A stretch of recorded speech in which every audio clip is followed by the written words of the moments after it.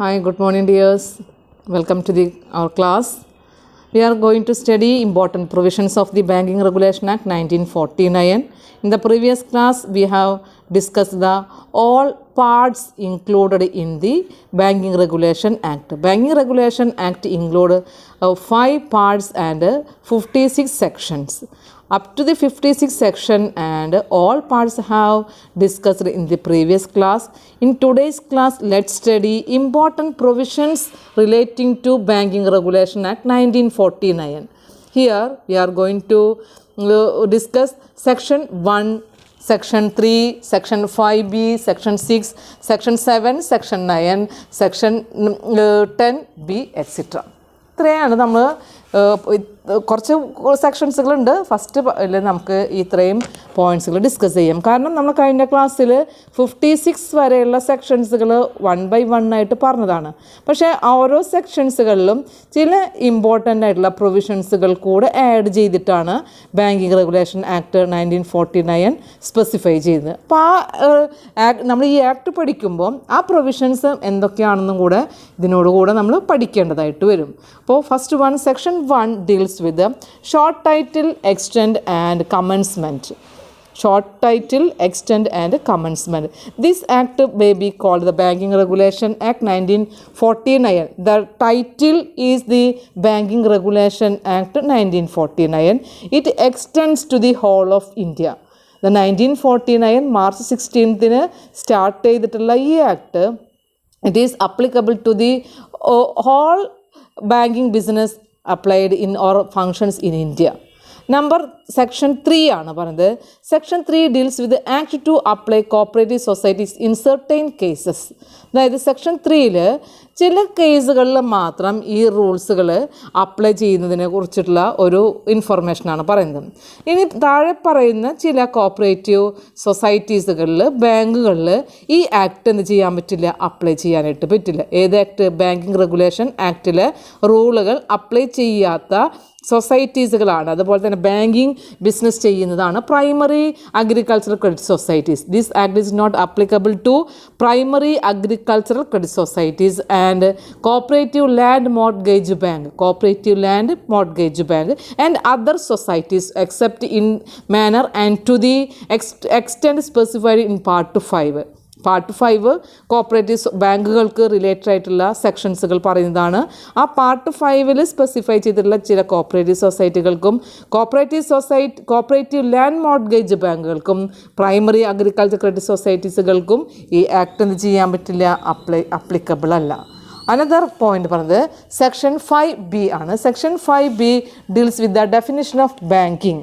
Banking എന്ന് പറയുന്നതിൻ്റെ ഡെഫിനിഷനാണ് ഈ പാർട്ട് 5 അല്ല, സെക്ഷൻ 5bയിൽ പറയുന്നത്.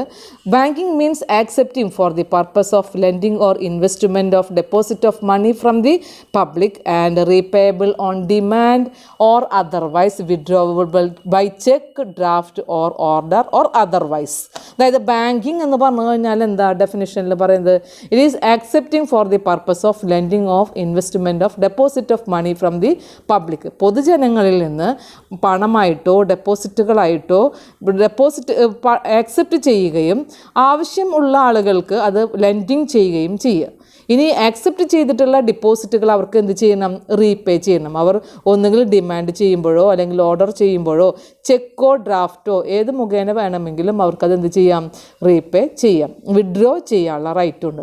അപ്പോൾ accepting for the purpose of lending or investment of money and withdrawable by cheque or draft and lending of investment of money it is called banking. ആ ഡെഫിനിഷനാണ് 5bയിൽ സ്പെസിഫൈ ചെയ്യുന്നത്. അനദർ വൺ സെക്ഷൻ 6 ആണ്. Forms of business in which banking companies may engage. ഏത് ടൈപ്പിലുള്ള banking ബിസിനസ്സുകളാണ് ഈ act പ്രകാരം അപ്ലൈ ചെയ്യാനായിട്ട് പറ്റുക? No banking business shall engage in any form other than referred to this act. ഈ ആക്ടിൽ പറയുന്ന ബാങ്കിങ് ബിസിനസ്സുകൾ മാത്രമേ എന്ത് ചെയ്യാനായിട്ടുള്ളൂ, ബാങ്കിങ് എന്ന് പറയുന്ന ഈ പറയുന്ന ബാങ്കുകളായിട്ട് പ്രവർത്തിക്കാനായിട്ട് പറ്റില്ല. അതറായിട്ട് വരുന്ന ബിസിനസ്സുകളൊന്നും ഈ ബാങ്ക് എന്ന് പറയുന്ന പേരിൽ തുടങ്ങി റൺ ചെയ്യാനായിട്ട് ആക്ട് അനുവദിക്കുന്നില്ല. That is no banking company shall engage in any form of the banking business other than referred to this act. ഈ ആക്ടിൽ പറയാത്ത ഒരു ബാങ്കിങ് ബിസിനസ്സുകളും റൺ ചെയ്യുന്നതിന് ഈ ആക്ട് അനുവദിക്കുന്നില്ല. സെക്ഷൻ 6 ഡീൽസ് ചെയ്യുന്നത് അതാണ്. Section 7 use of the word bank, banker, banking or banking company. അതായത് ഈ പറയുന്ന ഏതെങ്കിലും ഒരു വേർഡ് മാത്രമേ കോപ്പറേറ്റീവ് ബാങ്കിങ് ആയിക്കഴിഞ്ഞാലും ബാങ്കിങ് മറ്റ് ബിസിനസ്സുകളായി കഴിഞ്ഞാലും യൂസ് ചെയ്യാനായിട്ട് പാടുള്ളൂ. അതായത് ബാങ്കിങ് എന്ന് പറയുന്ന ഒരു കമ്പനിയാണ് എന്നുണ്ടെങ്കിൽ, അല്ലെങ്കിൽ അങ്ങനെ റൺ ചെയ്യുന്ന ബിസിനസ് ഓർഗനൈസേഷൻസുകളാണെന്നുണ്ടെങ്കിൽ ഒന്നുകിൽ bank, the use of word bank, or banker or banking or banking company. ആ ഒരു പേര് അവരുടെ ബാങ്കിൻ്റെ പേരിനോട് കൂടെ ഇതിലേതെങ്കിലും ഒരു പേര് ഉപയോഗിച്ചുകൊണ്ട് എന്ത് ചെയ്യാം, ബാങ്കുകൾ സ്റ്റാർട്ട് ചെയ്യാം. അതാണ് പറയുന്നത് no bank other than banking company shall use part of its name in connection with its business any of the word bank, banker or banking. Another one, no company shall carry on the business of banking unless as a part of its name at least one of such word. Banking company അല്ലാത്ത ഒറ്റ കമ്പനികളും ഈ വേർഡുകൾ എന്ന് പറയുന്നതിൽ ഏതെങ്കിലും ഒരു ഭാഗം പോലുമോ ഉപയോഗിക്കാനായിട്ടും പാടില്ല. ബാങ്കിങ് ചെയ്യുന്ന കമ്പനികളാണെന്നുണ്ടെങ്കിൽ ബാങ്കോ, ബാങ്കിങ്, ബാങ്കർ, ബാങ്കിങ് കമ്പനി എന്ന ഏതെങ്കിലും ഒരു പേര് അവർക്ക് യൂസ് ചെയ്യാം. ബാങ്കിങ് കമ്പനികളല്ലാത്ത ഒരു ഫേമുകളും ഈ പറയുന്ന പേരിൽ ഒരു പേര് പോലും യൂസ് ചെയ്യാനും ഈ ആക്ട് അനുവദിക്കുന്നില്ല. സെക്ഷൻ 7 ഡീൽ ചെയ്യുന്നത് അതാണ്.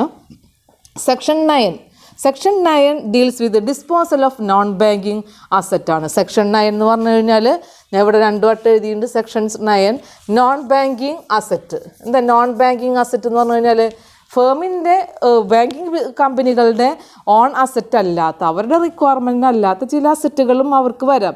കാരണം ഇപ്പോൾ ലോൺ എടുത്തപ്പോൾ ഏതെങ്കിലും സെക്യൂരിറ്റീസുകളായിട്ട് അവർ എന്ത് ചെയ്തിട്ടുണ്ട്, വീട് പണയം വെച്ചിട്ടുണ്ട്, അല്ലെങ്കിൽ എന്തെങ്കിലും ലാൻഡുകളുണ്ട്. അപ്പോൾ അങ്ങനെയൊക്കെ വരികയാണെങ്കിൽ അവർ തിരിച്ചടച്ചില്ല എന്നുണ്ടെങ്കിൽ ബാങ്കുകൾ എന്ത് ചെയ്യാം, കുറേ അവരുടെ കാലാവധി കഴിഞ്ഞാൽ അത് ജപ്തി ചെയ്യാം. അങ്ങനെ വരുന്ന അസറ്റ്സുകളൊക്കെ സ്വന്തമായിട്ടുള്ള അസറ്റുകളല്ല. പക്ഷെ ഇത്തരത്തിലുള്ള അസറ്റുകളെ നോൺ ബാങ്കിങ് അസറ്റ് എന്നാണ് അറിയപ്പെടുന്നത്. അങ്ങനെയുള്ള അസറ്റുകൾ 7 വർഷത്തിനേക്കാൾ കൂടുതൽ ഈ ബാങ്കുകൾ ഹോൾഡ് ചെയ്യാൻ അനുവദിക്കുന്നില്ല. That is the disposal of non banking asset. No banking company shall hold any immovable property for any period exceeding 7 years from the acquisition thereof. ഏതെങ്കിലും നോൺ ബാങ്കിങ് അസറ്റുകൾ അക്വയർ ചെയ്തിട്ടുണ്ടെന്നുണ്ടെങ്കിൽ അത്തരം അസറ്റുകൾ എന്ത് ചെയ്തിരിക്കണം, 7 വർഷം കഴിഞ്ഞാൽ അത് ഡിസ്പോസ് ചെയ്തിരിക്കണം. 7 വർഷത്തിനേക്കാൾ കൂടുതൽ ബാങ്കുകളിൽ അത് ഹോൾഡ് ചെയ്യാനായിട്ട് അനുവദിക്കുന്നില്ല. സ്വന്തം പ്രോപ്പർട്ടി അല്ല പറയുന്നത്, ബാങ്കിൻ്റെ ഓൺ ബിൽഡിംഗ് ആവാം, അവിടെ മറ്റെന്തെങ്കിലും ഇമ്മൂവബിൾ ആയിട്ടുള്ള പ്രോപ്പർട്ടീസുകളാവാം. അതല്ലാതെയുള്ള അസറ്റുകൾ 7 വർഷത്തിനേക്കാൾ കൂടുതൽ ഹോൾഡ് ചെയ്യാൻ അനുവദിക്കുന്നില്ല. അനദർ പറയുന്നത് സെക്ഷൻ 10B ആണ്. സെക്ഷൻ 10Bയിൽ ചെയർമാൻ ആൻഡ് മാനേജിംഗ് ഡയറക്ടർ എന്ന് പറയുന്നവരെ കുറിച്ചിട്ടാണ് പറയുന്നത്. സെക്ഷൻ 10B ശ്രദ്ധിക്കേണ്ടതാണ്. Chairman and managing director.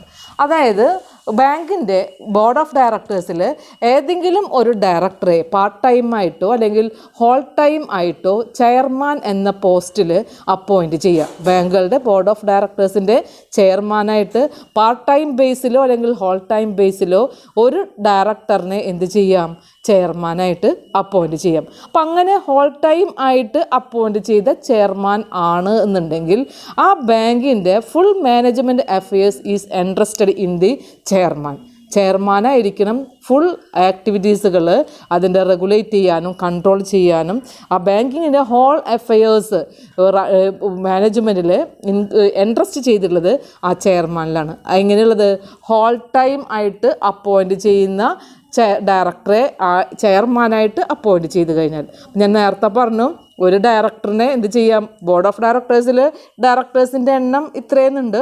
ആ ഡയറക്ടേഴ്സിൽ ഒരാളെ ചെയർമാനായിട്ട് അപ്പോയിൻറ്റ് ചെയ്യാനുള്ള റൂളുണ്ട്. അപ്പോൾ ആ ചെയർമാനായിട്ട് ഒന്നുകിൽ പാർട്ട് ടൈമായിട്ട് ചെയ്യാം, അല്ലെങ്കിൽ ഫുൾ ടൈമായിട്ട് ചെയ്യാം. ഇപ്പോൾ ഈ ഫുൾ ടൈമായിട്ട് അപ്പോയിൻറ്റ് ചെയ്ത ബേസിലാണെങ്കിൽ ആ ചെയർമാനാണ് ഇനി ബാങ്കിൻ്റെ ഫുൾ മാനേജ്മെൻറ്റ് അഫയേഴ്സിൻ്റെ ടോപ്പ് ലെവൽ. ആളുടെ ഉത്തരവാദിത്തമാണ് ബാങ്കിങ് ആ ആക്ടിവിറ്റീസുകൾ റൺ ചെയ്യിപ്പിക്കുക എന്നുള്ളത്. ഇനി അടുത്തതെന്ന് പറഞ്ഞു കഴിഞ്ഞാൽ, ഇപ്പോൾ ചെയർമാനായിട്ട് അപ്പോയിൻറ്റ് ചെയ്യുന്നത് പാർട്ട് ടൈമിലാണെന്ന് വിചാരിക്കുക. പാർട്ട് ടൈമിലാണെന്നുണ്ടെന്നുണ്ടെങ്കിൽ ആ പാർട്ട് ടൈം മാനേജ്മെൻറ്റിൽ വന്നു കഴിഞ്ഞാൽ ബാങ്കിൻ്റെ full management affairs is interested in the managing director. Part ടൈമാണ്. പാർട്ട് ടൈമിൽ അപ്പോൾ ചെയർമാൻ എന്ന് പറയുന്നത് സ്റ്റാറ്റസ് ഉണ്ടായിരിക്കും. പക്ഷേ ഫേമിൻ്റെ അല്ലെങ്കിൽ ബാങ്കിൻ്റെ full management affairs is interested in the hands of managing director position. ആ ഒരു മാനേജിങ് ഡയറക്ടർ എന്ന് പറയുന്ന ആൾക്കാണ് അതിൻ്റെ ഫുൾ ഈ മാനേജ് ചെയ്യാനുള്ള റൈറ്റ് ഉള്ളത്. ഏതിലൊക്കെ? Direction and control of the management as and role of the superintendent. ഈ പദവികളിലൊക്കെ മാനേജിങ് ഡയറക്ടറാണ് പിന്നീട് ഫേമിൻ്റെ അഫയേഴ്സുകൾ, മാനേജ്മെൻറ്റ് അഫയേഴ്സുകൾ കൈകാര്യം ചെയ്യുന്നത്. ഫുൾ ടൈം ആണെന്നുണ്ടെങ്കിൽ അയാൾ ചെയർമാൻ, ഫുൾ ആക്ടിവിറ്റീസുകൾ ഇൻട്രസ്റ്റിംഗ് ആണ്.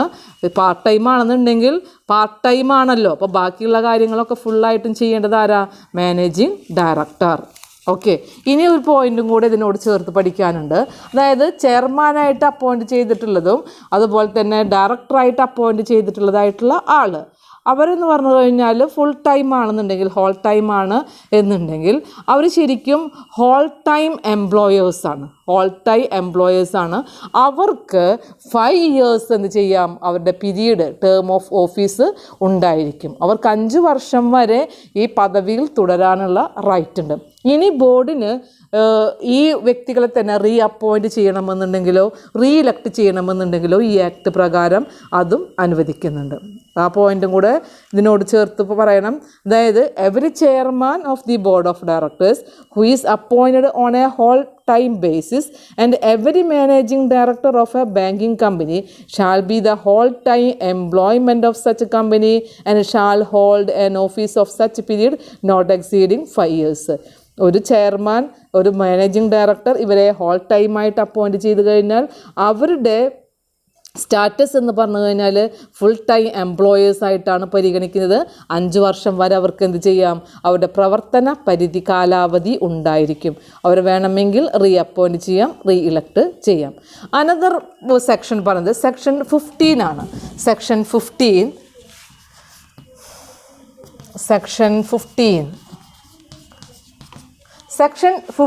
deals with the restriction as to payment of dividend. Restriction as to payment of dividend. നമുക്കറിയാം, ഏതൊരു ഫേം ആണെന്നെങ്കിലും പ്രോഫിറ്റ് ഉണ്ടെങ്കിൽ പ്രോഫിറ്റിൻ്റെ ഒരു നിശ്ചിത ഭാഗം എന്ത് ചെയ്യണം, ഡിവിഡൻഡായിട്ട് പ്രൊവൈഡ് ചെയ്യണം, ഡിസ്ട്രിബ്യൂട്ട് ചെയ്യണം, ഷെയർ ഹോൾഡേഴ്സിന് ഡിസ്ട്രിബ്യൂട്ട് ചെയ്യണം. ഈ ആക്ട് പ്രകാരം സെക്ഷൻ 15 ഡിവിഡൻഡ് പേയ്മെൻറ്റ് ചെയ്യുന്നതിൽ, ഡിസ്ട്രിബ്യൂട്ട് ചെയ്യുന്നതിൽ റെസ്ട്രിക്ഷൻ ഉണ്ട്. എന്താ റെസ്ട്രിക്ഷൻ എന്ന് പറഞ്ഞു കഴിഞ്ഞാൽ, no banking company shall pay dividend on its shares until all its capitalized expenses have been completely write off. അതായത് ഡിവിഡൻഡ് കൊടുക്കണം എന്നുണ്ടെങ്കിൽ ഈ കമ്പനിയുടെ എല്ലാ ക്യാപിറ്റലൈസ്ഡ് ആയിട്ടുള്ള എക്സ്പെൻസുകളും, ക്യാപിറ്റൽ എക്സ്പെൻഡിച്ചേഴ്സുകൾ ഫുള്ളി റൈറ്റ് ഓഫ് ചെയ്തതിന് ശേഷം മാത്രമേ ഡിവിഡൻഡ് പ്രൊവൈഡ് ചെയ്യാനായിട്ട് പാടുള്ളൂ. അപ്പോൾ ഏതൊക്കെയാണ് ക്യാപിറ്റലൈസ്ഡ് എക്സ്പെൻഡിച്ചർ എന്ന് ആക്ടിൽ സ്പെസിഫൈ ചെയ്തിട്ടുണ്ട്. Number 1 preliminary expenses. Preliminary expense, organisation അതായത് പ്രൊമോഷണലായിട്ട് വരുന്ന എക്സ്പെൻസുകളെല്ലാം നമുക്കറിയാം ക്യാപിറ്റലൈസ്ഡ് ആയിട്ടുള്ള എക്സ്പെൻഡിച്ചേഴ്സുകളാണ്. Preliminary expense, organisation expense, share selling and commission, brokerage, amount of loss incurred in any other item of expenditure not represented other than the tangible asset. ഇത്രയും എക്സ്പെൻസുകൾ capitalised ആയിട്ടുള്ള എക്സ്പെൻസുകളാണ്. ആ എക്സ്പെൻസുകൾ റൈറ്റ് ഓഫ് ചെയ്ത് കംപ്ലീറ്റ് ആകുന്നത് വരെ ഫേമിൻ്റെ ഡിവിഡൻഡ് പ്രൊവൈഡ് ചെയ്യാനായിട്ട് അനുവദിക്കുന്നില്ല. That is the restriction on payment of the dividend. Another section 16 ആണ്. സെക്ഷൻ 16 പറയുന്നത് സെക്ഷൻ 16. അപ്പോൾ 15 deals with the prohibition of the payment of the dividend section 16 prohibition of common directors ആണ്. Prohibition of the common directors, അതായത് ഇപ്പോൾ ഈ നമ്മുടെ ഇന്ത്യയിൽ incorporate ചെയ്ത ഏതെങ്കിലും ഒരു ബാങ്കിങ് കമ്പനിയാണ്. ആ ബാങ്കിങ് കമ്പനിയിൽ ഡയറക്ടറായിട്ടുള്ള ഒരു വ്യക്തി വേറൊരു ബാങ്കിങ് കമ്പനികളിൽ ഡയറക്ടർ ആവാനായിട്ട് അനുവദിക്കുന്നില്ല. അതായത് രണ്ട് കമ്പനികളിലും ഒരേ സമയം ഡയറക്ടർ ആകുക എന്ന് പറയുന്നത്, കോമൺ ഡയറക്ടർ ആകുക എന്ന് പറയുന്ന ആ ഒരു റൂള് ബാങ്കിങ് കമ്പനികളിൽ എന്തല്ല, അപ്ലിക്കബിൾ അല്ല. അതിന് പ്രൊഹിബിഷൻ പറയുന്നുണ്ട്. മറ്റുള്ള കമ്പനികളിലെ പോലെ പല കമ്പനികളിലും 20ഓളം കമ്പനികളിലൊക്കെ എന്ത് ചെയ്യാം, ഡയറക്ടറാകാം. അതിനുള്ള റൂളുകൾ ന്യൂ കമ്പനീസ് ആക്ടുകളിലൊക്കെ പറയുന്നുണ്ട്. പക്ഷേ ബാങ്കിങ് കമ്പനീസ് ആക്ട് പ്രകാരം section 16 deals with the prohibition of common directors. എന്താ കോമൺ ഡയറക്ടേഴ്സിൻ്റെ പ്രൊഹിബിഷൻ പറയുന്നത്? No banking company incorporated in India shall have a director in its board of directors any person who is director of any other banking company. മറ്റ് banking കമ്പനികളിൽ ഡയറക്ടറായിട്ടുള്ള ഒരു ഡയറക്ടർക്ക് നമ്മുടെ ഇന്ത്യയിൽ incorporate ചെയ്തിട്ടുള്ള ബാങ്കിങ് കമ്പനികളിൽ ഡയറക്ടറാകുന്നതിന് പ്രൊഹിബിറ്റ് ചെയ്തിട്ടുണ്ട്. അങ്ങനെ ചെയ്യാനായിട്ട് ബാങ്കിങ് റൂള് അനുവദിക്കുന്നില്ല. That is the prohibition of the common directors. Section 17 deals with the reserve fund. Section 17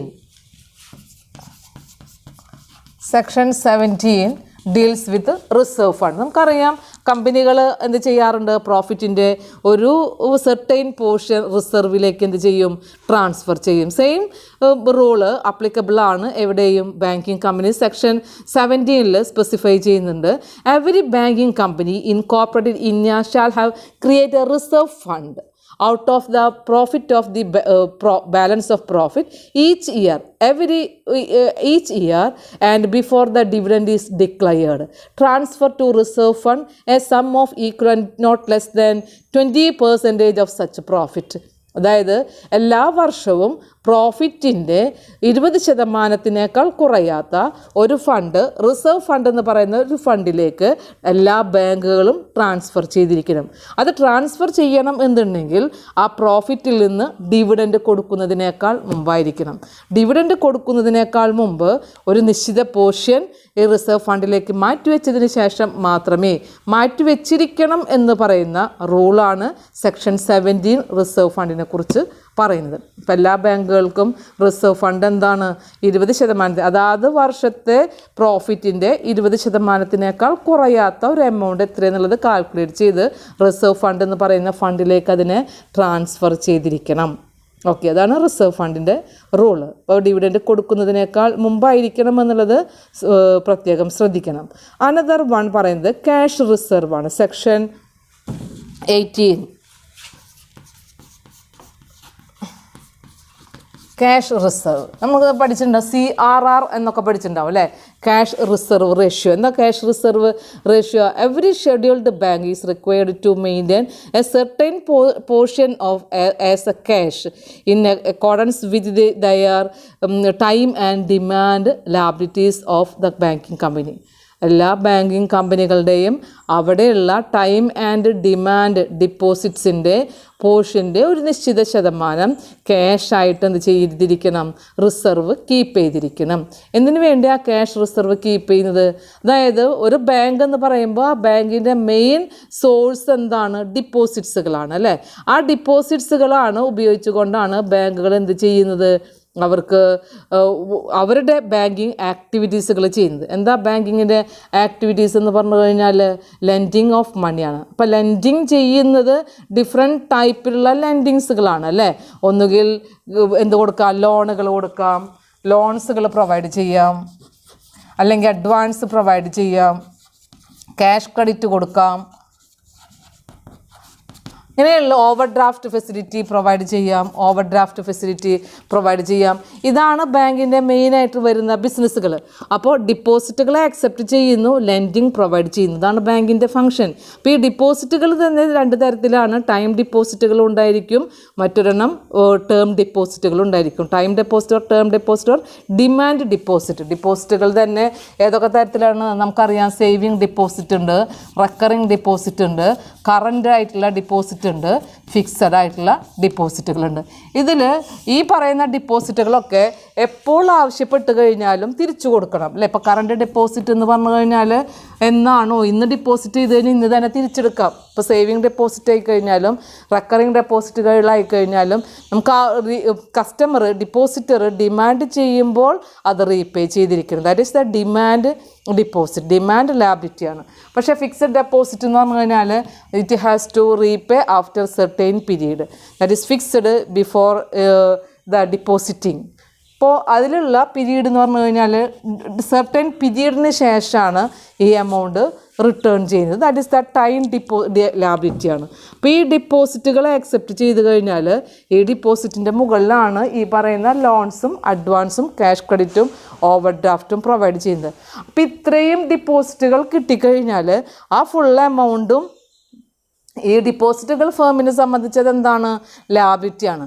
ഈ പറയുന്ന ലോൺസും അഡ്വാൻസുകളുമാണ് ഫേമിൻ്റെ അസറ്റ്. അപ്പോൾ ഈ അസറ്റ് ഇൻക്രീസ് ചെയ്യണമെന്നുണ്ടെങ്കിൽ, കൂടുതലായിട്ടും റവന്യൂ ഏൺ ചെയ്യണം എന്നുണ്ടെങ്കിൽ അവർക്ക് ലോൺസും അഡ്വാൻസും കൊടുക്കണം.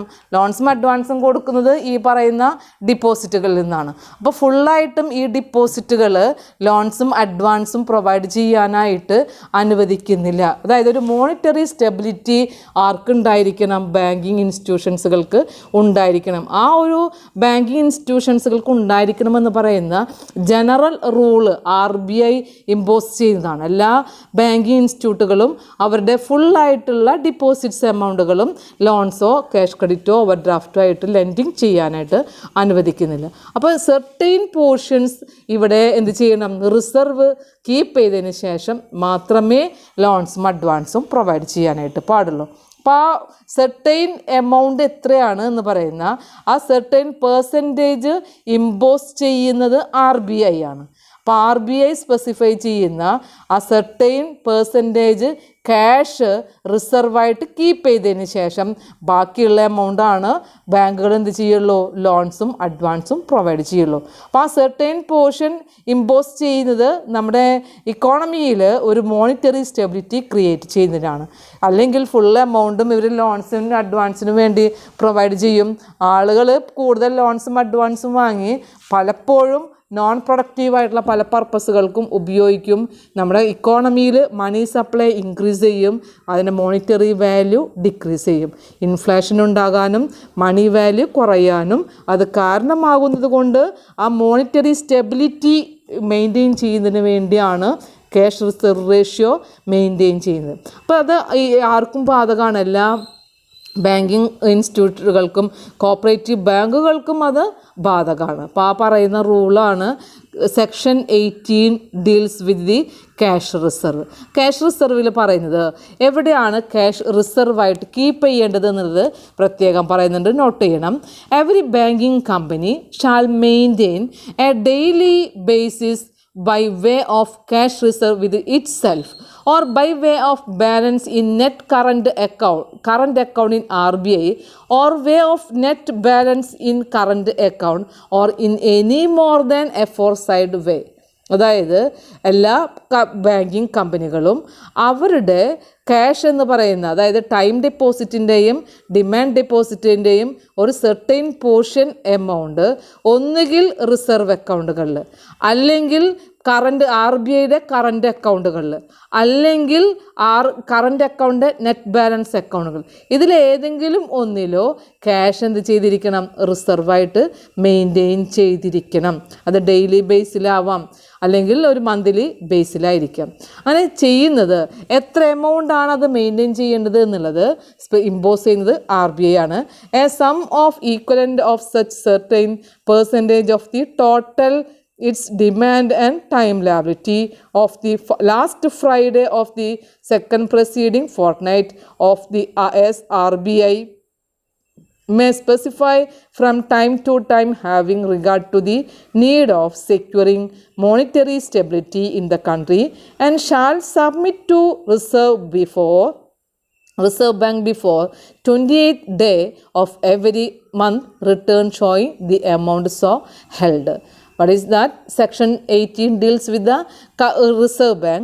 Every banking company shall maintain the cash reserve in their cash reserve account with itself or in current account with RBI or net balance of the current account or any two or more way of aforesaid method.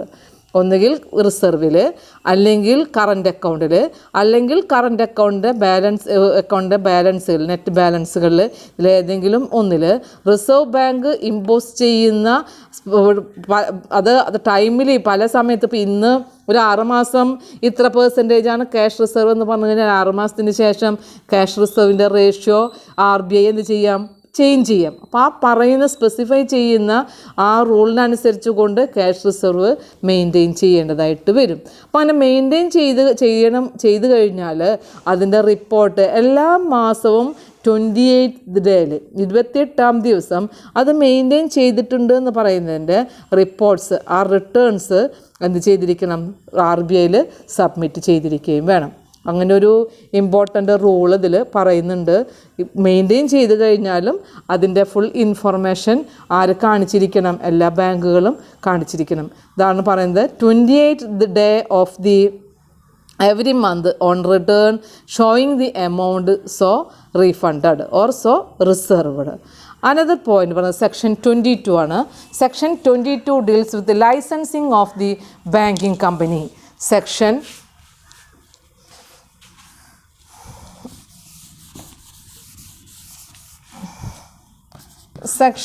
22 deals with the licensing of banking company. Banking company start ചെയ്യണമെന്നുണ്ടെങ്കിലും എന്ത് വേണം, licence വേണം. Licence issue ചെയ്യേണ്ടത് RBI ആണ്. അപ്പോൾ RBI licence issue ചെയ്തിട്ടുള്ള ബാങ്കുകൾക്ക് മാത്രമേ എന്ത് ചെയ്യാനായിട്ട് പാടുള്ളൂ, ബാങ്ക് ബിസിനസ് സ്റ്റാർട്ട് ചെയ്യാനായിട്ട് പാടുള്ളൂ. That is deals in section 22.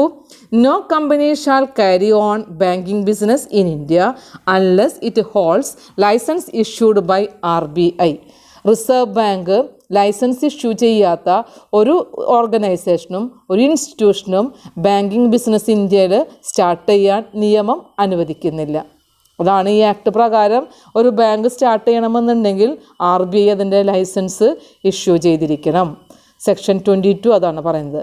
Another point section 24 ആണ്. Section 24 deals with statutory liquidity റേഷ്യോനെ കുറിച്ചിട്ടാണ് പറയുന്നത്. That is the maintenance of percentage of asset. Maintenance of percentage of asset.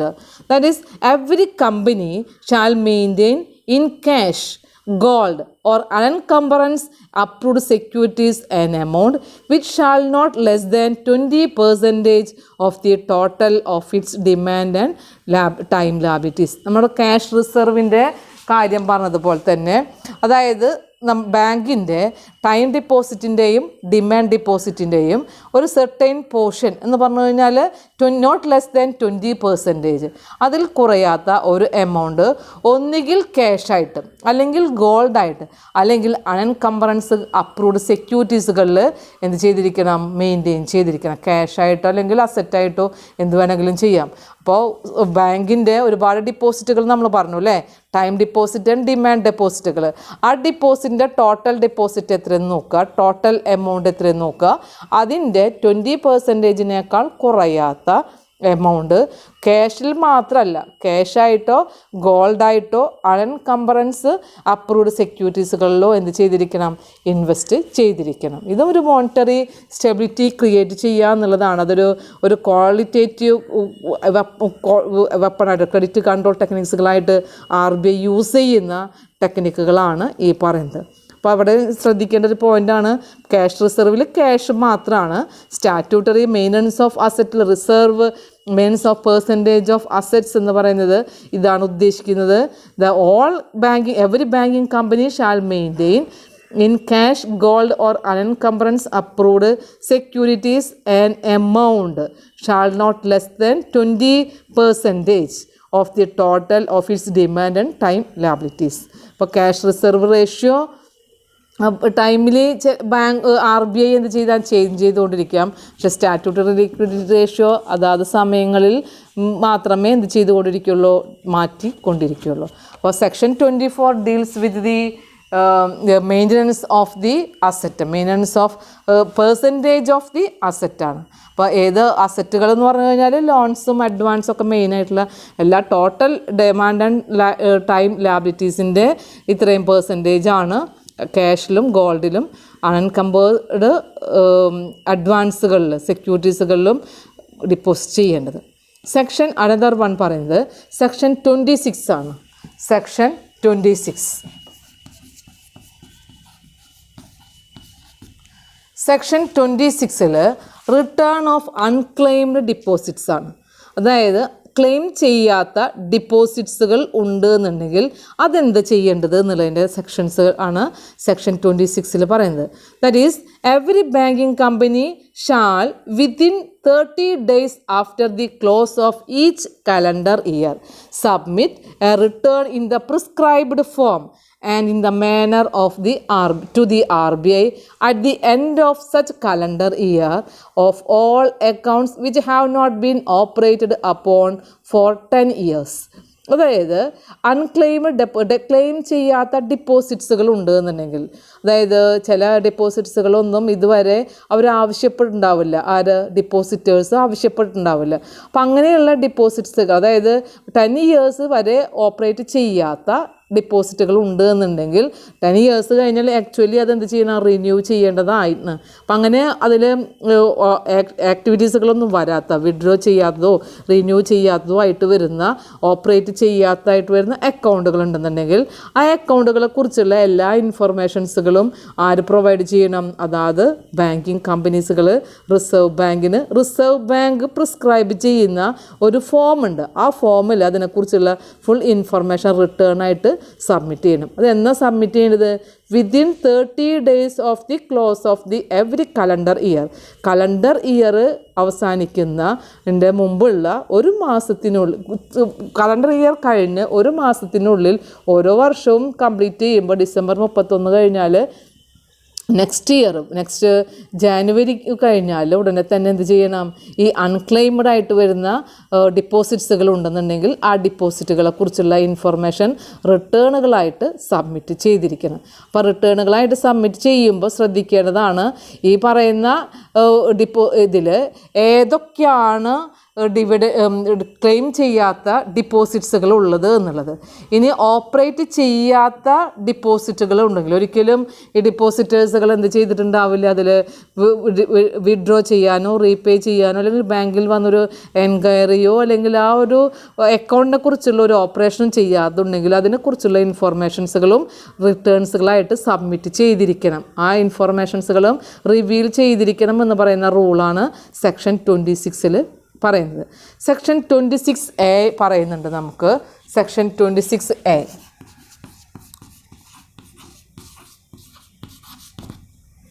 Section 26A പറയുന്നത് The Reserve Bank shall maintain a fund to be called Deposit Education and Awareness Fund. Deposit education and awareness fund എന്ന് പറയുന്ന ഒരു fund reserve bank എല്ലാ ബാങ്കുകളിലും എന്ത് ചെയ്യണമെന്ന് പറയുന്നു, maintain ചെയ്യാനായിട്ട് പറയുന്നുണ്ട്. അതൊന്നുകിൽ അവരുടെ ക്രെഡിറ്റ് ഏത് അക്കൗണ്ടിലാണ് ബാങ്കിങ് കമ്പനീസിൻ്റെ അക്കൗണ്ടിൽ ക്രെഡിറ്റ് ചെയ്യാം. അതായത് 10 years ഓപ്പറേറ്റ് ചെയ്യാത്ത ഡിപ്പോസിറ്റ്സുകളിലോ അല്ലെങ്കിൽ ക്ലെയിം ചെയ്യാത്ത എമൗണ്ടുകളിലോ ഉണ്ടെന്നുണ്ടെങ്കിൽ, അതല്ലാത്ത അങ്ങനെ ഓപ്പറേറ്റ് ചെയ്യാത്ത അക്കൗണ്ടുകളിൽ ഈ പറയുന്ന എമൗണ്ടുകൾ ക്രെഡിറ്റ് ചെയ്യാം. അപ്പോൾ എത്ര എമൗണ്ടാണ് ക്രെഡിറ്റ് ചെയ്യേണ്ടത് എന്ന് പറയുന്നതിൻ്റെ സ്പെസിഫിക് റൂള് RBI പറയുന്നുണ്ട്. RBIക്ക് reserve bank shall deposit a fund to be called deposit education and awareness fund എന്ന് പറയുന്ന ഫണ്ടാണ് എസ്റ്റാബ്ലിഷ് ചെയ്യേണ്ടത്. ഇപ്പോൾ section 26A deals with establishment of deposit education and awareness ഫണ്ടാണ്. അപ്പോൾ നമ്മൾ നേരത്തെ സെക്ഷൻ 26ൽ പറഞ്ഞു ഓപ്പറേറ്റ് ചെയ്യാത്ത അക്കൗണ്ടുകളുടെ ഡീലിങ്സുകളൊക്കെ എവിടേക്ക് കൊടുക്കണം, RBIക്ക് റിട്ടേൺസ് ആയിട്ട് സബ്മിറ്റ് ചെയ്യണം. അപ്പം അങ്ങനെയുള്ള ഇൻഫർമേഷൻസ്, അപ്പോൾ ഏതൊക്കെ അക്കൗണ്ടുകൾ ഉണ്ടെന്നുണ്ടെങ്കിൽ അതിനെക്കുറിച്ചുള്ള ഇൻഫർമേഷൻ കിട്ടിക്കഴിഞ്ഞാൽ അപ്പോൾ ആ അക്കൗണ്ടുകൾ ഉപയോഗിച്ചുകൊണ്ട് എന്ത് ചെയ്യാം, ഈ അവെയർനെസ് ഫണ്ട് അല്ലെങ്കിൽ ഡെപ്പോസിറ്റ് എഡ്യൂക്കേഷൻ ഫണ്ട് അതിൽ ക്രെഡിറ്റ് ചെയ്യാം. അല്ലെങ്കിൽ ഇതുവരെ ഓപ്പറേറ്റ് ചെയ്യാത്ത അക്കൗണ്ടുകളുണ്ടെങ്കിൽ, ക്ലെയിം ചെയ്യാത്ത അക്കൗണ്ടുകളുണ്ടെങ്കിൽ, 10 വർഷമായിട്ട് ഉപയോഗിക്കാത്ത അക്കൗണ്ടുകളുണ്ടെന്നുണ്ടെങ്കിൽ ആ അക്കൗണ്ടിലേക്കൊക്കെയാണ് ഈ ഫണ്ടിനെ ട്രാൻസ്ഫർ ചെയ്തുകൊണ്ട്, ക്രെഡിറ്റ് ചെയ്തുകൊണ്ട് ഈ ഫണ്ട്, ഏത് ഫണ്ടാണ്, fund for deposit education and awareness fund എന്ന് പറയുന്ന ഫണ്ട് സ്വരൂപിക്കേണ്ടതും ക്രെഡിറ്റ് ചെയ്യേണ്ടതും. അപ്പോൾ ആ ഒരു റൂള് പറയുന്നതാണ് section 26A deals with deposit education and awareness fund. ഇനി നമുക്ക് കുറച്ച് സെക്ഷൻസുകൾ കുറേ പഠിക്കാനുണ്ട് ഇതിൽ തന്നെ. നമുക്ക് അടുത്ത ക്ലാസ്സിൽ അത് പറയാം. കംപ്ലീറ്റ് ഇന്നത്തെ ക്ലാസ്സിൽ പറയുന്നില്ല. അപ്പോൾ ഇമ്പോർട്ടൻ്റ് പ്രൊവിഷൻസുകളിൽ ഒന്നുകൂടെ പറയാം. Section 1 deals with short title, extend and commencement. Next one section 3 deals with act two apply cooperative societies. Section 5B deals with definition of the banking. Section 6 forms of business in which banking companies may engage. Section 7 deals with the use of the word bank, banker, banking or banking company. Section 9 deals with the disposal of the non-banking asset. Another section 10B deals with the banking company to be managed by the whole-time chairman, whole-time director or MD or whole-time chairman. Section 15 deals with the restriction as to the payment of dividend. Section 16 deals with the prohibition of the common directors. Section 17 deals with the reserve fund. Then Section 18 deals with the cash reserve of banks. Section 22 deals with the licensing of the banking company. Section 24 deals with the maintenance of the percentage of assets. Another Section 26 deals with the return of unclaimed deposit. Another Section 26A also specify the rules related to the deposit education and awareness fund. ഇത്രയാണ് ഇന്നത്തെ ക്ലാസ്സിൽ നമ്മൾ discuss ചെയ്തിട്ടുള്ള ടോപ്പിക്കുകൾ. Banking regulation ആക്ടിൻ്റെ important ആയിട്ടുള്ള എല്ലാ പ്രൊവിഷൻസുകളും 1 by 1 ആയിട്ട് പഠിച്ചിരിക്കണം. അടുത്ത ക്ലാസ്സിൽ ഈ ആക്റ്റിൽ തന്നെ കുറച്ച് പോയിൻറ്റ്സുകൾ കൂടെ പറയുന്നുണ്ട്. ആ സെക്ഷൻസുകൾ നമുക്ക് പറയാം. Okay, thanks.